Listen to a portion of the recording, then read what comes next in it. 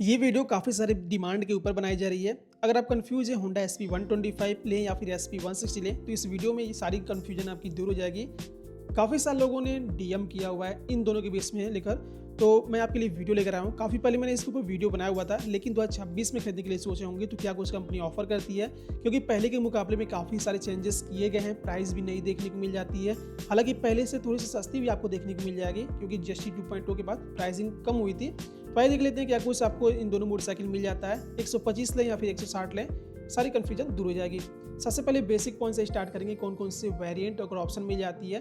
तो अगर आप 125 सीसी में एसपी लेते हैं तो इसमें आपको दो वेरिएंट मिल जाता है, जहां पे आपको स्टैंडर्ड और डिलक्स यानी कि डिस्क और ड्रम का ऑप्शन मिल जाता है। टोटल 5 का ऑप्शन देखने को मिल जाएंगे। 160 सीसी में एसपी लेते हैं तो इसमें भी आपको दो वेरिएंट, सिंगल डिस्क यानी केवल फ्रंट में डिस्क चाहिए वो मिल जाएगा। इसके अलावा डुअल डिस्क मिल जाता है, फ्रंट और रियर दोनों में डिस्क मिल जाएगी। टोटल इसमें आपको 4 का ऑप्शन मिल जाते हैं, यानी कि दो वेरिएंट दोनों में दिए गए हैं, लेकिन कलर ऑप्शन 125 सीसी में थोड़े ज़्यादा मिल जाते हैं। लुक और डिजाइनिंग की बात करें तो एक झटके में अगर आप देखेंगे तो दोनों एकदम सिमिलर आपको लगेगी, क्योंकि यहाँ पे दोनों का आप हेड देख सकते हैं। बिल्कुल सेम डिजाइनिंग के साथ आपको LED head M setup, LED डियास देखने को मिल जाती है। इंडिकेटर भी लगभग सिमिलर दिए गए हैं, लेकिन जो हेड का साइज है वहाँ पे थोड़ा बहुत डिफरेंस मिल जाता है। 160 सीसी में हेड थोड़ा सा बड़ा आपको देखने को मिलेगा जब इस गाड़ी को आप सामने से देखेंगे। वहीं अगर साइड व्यू की बात करें तो यहाँ पे भी इसका जो लुक है लगभग आपको सिमिलर मिल जाती है, लेकिन यहाँ पे भी आपको काफ़ी डिफरेंसेस नजर आएगी। ग्राफिक्स आपको 125 सीसी में थोड़ी से ज़्यादा मिल जाते हैं। टैंक्स राउड्स थोड़े से छोटे दिए गए हैं। सिंगल पीस की सीट मिल जाती है, साइड में आपको सस्पेंशन सेटअप मिल जाता है। लेकिन अगर आप 160 सीसी में देखते हैं तो यहाँ पे जो टैंक डिजाइन दी गई है थोड़ा सा आपको ब्रॉड मिल जाएगा, थोड़ा सा बोल्ड डिजाइनिंग के साथ दी गई है। ग्राफिक्स यहाँ पे थोड़े से कम आपको मिलेगी। सिंगल पीस की सीट यहाँ पे भी दी गई है, लेकिन इसमें मोनोशॉक सस्पेंशन मिल जाता है, तो सस्पेंशन साइड से नहीं दिखती है, तो ये डिफरेंस मिल जाता है। नीचे साइड इंजन प्रोटेक्शन मिल जाता है, जो कि 125 सीसी में नहीं मिलेगी, तो ये आपको डिफरेंस मिल जाएगी। रियर लुक की बात करें तो बिल्कुल सिमिलर मिल जाती है। दोनों में सेम डिजाइनिंग का एलईडी टेल लैम्प आपको देखने को मिल जाता है, तो ये डिजाइनिंग में आपको सिमिलरिटीज और डिफरेंसेस नजर आ जाएगी। इंजन की बात करें तो यहाँ पे सबसे बड़ा डिफरेंस मिल जाएगा, क्योंकि परफॉर्मेंस वाइज काफ़ी फर्क पड़ने वाले हैं। अगर आप 125 सीसी में लेते हैं तो 123.94 सीसी का 4 stock SI fuel injection engine दिया गया है, जो कि 7500 आरपीएम पर 10.8 पीएस का पावर, जबकि 6000 आरपीएम पर 10.9 न्यूटन मीटर का टॉर्जन करती है। इसमें आपको 5 स्पीड तक गियर बॉक्स मिल जाएगा, और इसमें अच्छी बात है कि किक और सेल्फ दोनों मिल जाएगी। लेकिन 160 सीसी में लेते हैं तो इसमें आपको 162.71 सीसी का 4 stock SI fuel injection engine दिया गया है, जो कि 7500 आरपीएम पर 13.18 पीएस का पावर, जबकि 5250 आरपीएम पर 14.8 न्यूटन मीटर का टॉर्जन करती है। इसमें भी 5 स्पीड गियर बॉक्स मिल जाएगा, लेकिन इसमें एक कमी अब आपको देखने को मिलेगी 2026 में। इसमें किक स्टार्टर हटा दिया गया है। पहले किक आती थी, अब इसमें किक नहीं आती है। तो इंजन में सबसे बड़ा आपको डिफरेंस मिल जाएगा, यानी कि अगर आपको ज़्यादा पावर चाहिए, ज़्यादा परफॉर्मेंस चाहिए, तो ऐसे में 160 सीसी के साथ जा सकते हैं। लेकिन आपको बेहतर माइलेज चाहिए तो आप 125 सीसी में जा सकते हैं। 125 सीसी में भी आपको पावर की कमी महसूस नहीं होगी, लेकिन जिनको थोड़ा सा और भी थ्रिल चाहिए होता है, थोड़े से हाईवे पे ज़्यादा चलना होता है, तो 160 सीसी ज़्यादा बेहतर होगी। माइलेज अगर बात कर लेते हैं तो यहाँ पे जो 125 सीसी में आती है, इसमें आपको आराम से 60 से 65 के एम्पियर तक माइलेज मिल जाएगी। डिपेंड करता है आप कैसे यूज़ करते हैं। 160 सीसी में 45 से 50 के आसपास माइलेज मिल जाती है, थोड़ा बहुत कम ज़्यादा हो सकता है। टॉप स्पीड आपको 125 सीसी में 110 के एम्पियर तक देखने को मिल जाती है, वहीं 160 सीसी में 118 के एम्पियर तक स्पीड में चली जाती है। तो स्पीड में आप देखेंगे तो ज़्यादा डिफरेंस भी आपको देखने को नहीं मिलेगा, क्योंकि 160 सीसी में भी ये कम्यूटर सेगमेंट में आती है। चूँकि ये रेस मशीन नहीं है, ये भी अपने देख सकते हैं 160 सीसी में बढ़िया माइलेज निकाल के दे रही है, तो स्पीड से थोड़ा बहुत आपको कंप्रोमाइज़ करना पड़ सकता है। बाकी यहाँ पर देख सकते हैं माइलेज आपको बढ़िया चाहिए तो 125, परफॉर्मेंस ज़्यादा चाहिए तो 160, ये आपको समझ में आ गया होगा। आगे बात करते हैं इनके सस्पेंशन सेटअप की। तो अगर आप 125 सीसी में लेते हैं, इसके फ्रंट में टेलीस्कोपिक और रियर में hydraulic type 5 step adjustable suspension दिया गया है। दो सस्पेंशन मिल जाते हैं दोनों साइड। लेकिन अगर आप 160 सीसी में एसपी 160 लेते हैं तो इसके फ्रंट में टेलीस्कोपिक और रियर में मोनोशॉक सस्पेंशन दिया गया है, तो यहाँ पे आपको डिफरेंस मिल जाता है रियर के सस्पेंशन में, जो कि थोड़े से बेहतर आपको 160 सीसी में देखने को मिल जाएगी। टायर साइज की बात करें तो अगर आप 125 सीसी लेते हैं तो इसकी फ्रंट में 80/100 का 18 इंच और रियर में 100/80 का 18 इंच के ट्यूबलेस टायर मिल जाते हैं, जिसके फ्रंट में देखेंगे 240 mm का डिस्क ब्रेक और 130 mm का ड्रम ब्रेक ऑप्शन मिल जाता है। पीछे की साइड 130 mm का ड्रम ब्रेक दिया गया है। एसपी 160 लेते हैं तो इसके फ्रंट में 276 mm का आपको डिस्क ब्रेक मिल जाता है। रियर के साइड आप डिस्क भी ले सकते हैं या फिर 130 mm का ड्रम ब्रेक ले सकते हैं, तो ये आपको डिफरेंस मिल जाएगी। अच्छी बात है कि दोनों में आपको डिस्क का ऑप्शन मिल जाता है। फीचर्स की बात करें, फीचर्स में कितना आपको डिफरेंस देखने को मिल जाएगी।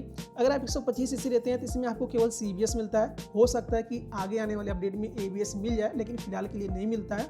वह 160 सीसी में लेते हैं तो इसमें आपको सिंगल चैनल का ABS देखने को मिल जाती है।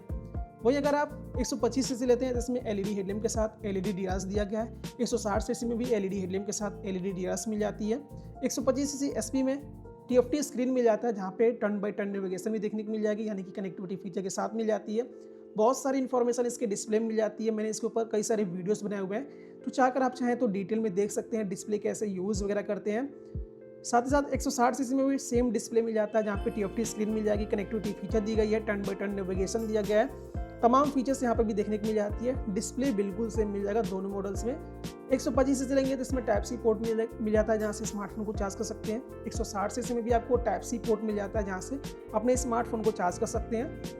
125 सीसी में ideal start and stop system देखने को मिलता है, लेकिन वही 160 सीसी लेते हैं तो इसमें इंजन किल स्विच दिया गया है। दोनों के स्विचेस में आपको डिफरेंस मिल जाता है। अगर आइडियल कंडीशन की बात करें तो अगर आप ट्रैफिक के समय कहीं गाड़ी स्टार्ट करके खड़ा किए हैं, कुछ देर बाद ऑटोमेटिक जो SP125 है बंद हो जाती है। जब भी आप थ्रोटल लेंगे दबाएंगे तो ऑटोमेटिक स्टार्ट हो जाती है। इससे क्या होता है, आपको फ्यूल की बचत होती है। वहीं 160 सीसी में इंजन किल स्विच दिया गया है। बस एक स्विच होता है जिसको आप ट्रैफिक के समय में किल स्विच से ऑफ कर सकते हैं, इंजन को फिर ऑन कर सकते हैं। इससे भी फ्यूल की बचत होती है, लेकिन दोनों के टेक्नोलॉजी में थोड़ा बहुत डिफरेंस आपको मिल जाएगा। 160 सीसी लेते हैं तो इसमें हज़ार्ड का फीचर्स मिल जाता है, जिसकी वजह से ब्लिंकर्स चालू ऑन हो जाते हैं एक स्विच की मदद से। लेकिन 125 सीसी में हज़ार्ड का फीचर्स मिसिंग लगता है, तो ये आपको डिफरेंस मिल जाता है ओवरऑल फीचर्स में थोड़ा बहुत डिफरेंस आपको देखने को मिल जाएंगे। चलिए इसके कुछ डायमेंशंस के बारे में आपको जानकारी देते हैं। तो अगर आप 125 सीसी में लेते हैं, इसकी ग्राउंड क्लियरेंस 160 mm है, सीट का height 790 mm, fuel tank capacity 11 के साथ दी गई है, जो कर्व वेट है 116 kg है। 160 सीसी का जो ग्राउंड क्लियरेंस है 177 mm है, सीट हाइट 796 mm है, फ्यूल टैंक कैपेसिटी 20 तक की है, और इसका जो कर्व वेट है 138 kg तक है, यानी कि ग्राउंड क्लियरेंस 160 सीसी की बेहतर है। सीट की हाइट SP125 की थोड़ी सी कम है, फ्यूल टैंक कैपेसिटी भी 160 की ज़्यादा है, और वेट के मामले में 125 सीसी जायज़ सी बात है आपको हल्की मिलेगी। मेन बात करते हैं प्राइसिंग की, कौन सा आपके बजट रेंज के अंदर आ सकता है, दोनों के प्राइस में कितना डिफरेंस आपको मिल जाएगा। अगर आप 125 सीसी SP लेते हैं, इसका स्टैंडर्ड जो मॉडल आता है एक्चुअल प्राइस 87,716 यानी कि 87,716 रुपये तक है, जो कि ऑन रोड लगभग 1,04,700 के आसपास मिल जाएगी।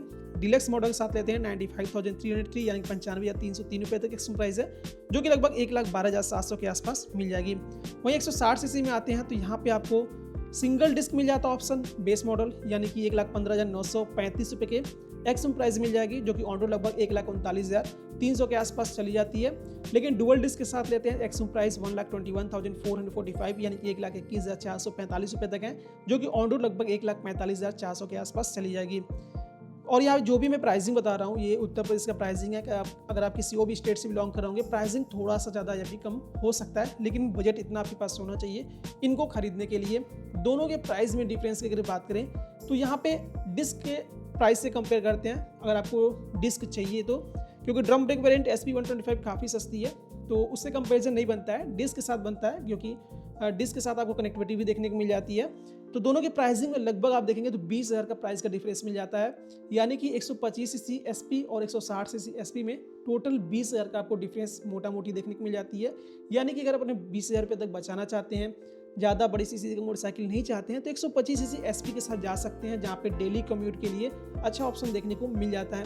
लेकिन अगर आपको 160 सीसी में जाना है, यानी कि परफॉर्मेंस थोड़ा सा ज़्यादा जाना है, हाईवे पे आपको ज़्यादा चलना होता है, तो उसके लिए ज़्यादा बेहतर 160 सीसी होगा, जहाँ पे आपको इंजन पावर थोड़ी सी बढ़िया मिल जाती है, दिखने में भी थोड़ी सी बल्की लगेगी, थोड़ा सा साइज़ में बड़ी लगती है 125 सीसी के मुकाबले में, तो ये ओवरऑल डिफरेंस मिल जाता है। अब आप कौन सा खरीदना चाहेंगे, कौन सा आपके ऊपर सूट करता है, आप कमेंट बॉक्स में बता सकते हैं, क्योंकि अलग अलग लोग की अलग अलग पसंद हो सकती है। यहाँ पे इस वीडियो में मैंने आपको बता दिया जो भी डिफरेंसेस मिल जाते हैं, जो भी सिमिलरिटीज़ मिल जाती है वो भी मैंने आपको बता दिया है। हो सकता है कि एक बार में देखें दोनों बाइक आपको सिमिलर लगे, लेकिन मैंने आपको पूरा डिटेल बता दिया कि यहाँ कुछ डिफरेंस मिल जाता है। उम्मीद करता हूँ आपको वीडियो इन्फॉर्मेटिव लगी होगी, तो ऐसे इन्फॉर्मेटिव वीडियो देखने के लिए चैनल को जरूर सब्सक्राइब कर लीजिएगा। Thank you friends, thanks for watching.